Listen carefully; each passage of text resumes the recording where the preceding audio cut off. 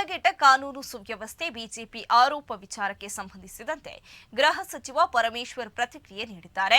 ಇವರು ಉಡುಪಿಯಲ್ಲಿ ಮಾತನಾಡಿ, ಬಿಜೆಪಿ ಆಡಳಿತ ಮಾಡುವಾಗ ಎಷ್ಟು ದರೋಡೆಯಾಗಿತ್ತು, ಎಷ್ಟು ಬ್ಯಾಂಕ್ ರಾಬರಿಯಾಗಿತ್ತು, ಎಷ್ಟು ಎಟಿಎಂ ಕಳ್ಳತನ ಆಗಿತ್ತು, ಎಲ್ಲಾ ವಿಚಾರದ ಬಗೆಗಿನ ಮಾಹಿತಿ ನನ್ನಲ್ಲಿ ಇದೆ. ಸಂದರ್ಭ ಬಂದಾಗ ಕೊಡ್ತೇನೆ.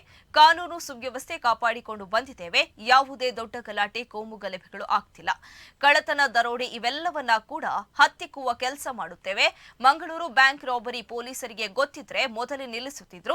ಬ್ಯಾಂಕಿನವರು ಸೆಕ್ಯೂರಿಟಿ ಇಟ್ಟುಕೊಳ್ಳಬೇಕು. ಬ್ಯಾಂಕಿನ ಸೆಕ್ಯೂರಿಟಿ ಲ್ಯಾಪ್ಸ್ ಆಗಿದೆ ಎಂದಿದ್ದಾರೆ. ಅವರು ಆಡಳಿತ ಮಾಡುವಂಥ ಸಂದರ್ಭದಲ್ಲಿ ಎಷ್ಟು ದರೋಡೆ ಆಗಿತ್ತು, ಎಷ್ಟು ಬ್ಯಾಂಕ್ ರಾಬರಿ ಆಗಿತ್ತು, ಎಷ್ಟು ATM ಎಷ್ಟು ಕಳ್ಳತನ ಆಗಿತ್ತು, ಇದೆಲ್ಲ ನನ್ನ ಹತ್ರ ಮಾಹಿತಿ ಇದೆ.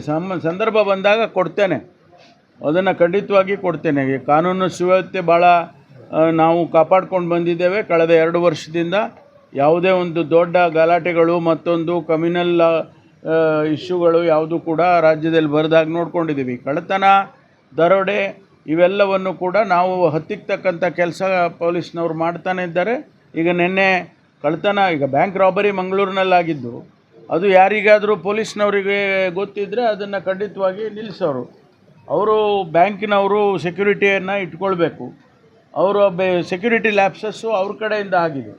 ಆದರೆ ಪೊಲೀಸ್ನವರು ನಮ್ಮ ಇಮ್ಮಿಡಿಯೇಟಾಗಿ ಅದು ಆದ 1-2 ದಿವಸದಲ್ಲೇ ಅವ್ರನ್ನ ಅರೆಸ್ಟ್ ಮಾಡಿ ಸುಮಾರು 12 ಕೋಟಿ ಬೆಲೆ ಬಾಳುವಷ್ಟು ಚಿನ್ನ, ಬಂಗಾರ, ಹಣ ಎಲ್ಲವನ್ನು ಕೂಡ ಈಗಾಗಲೇ ಸೆಕ್ಯೂರ್ ಮಾಡಿದ್ದಾರೆ.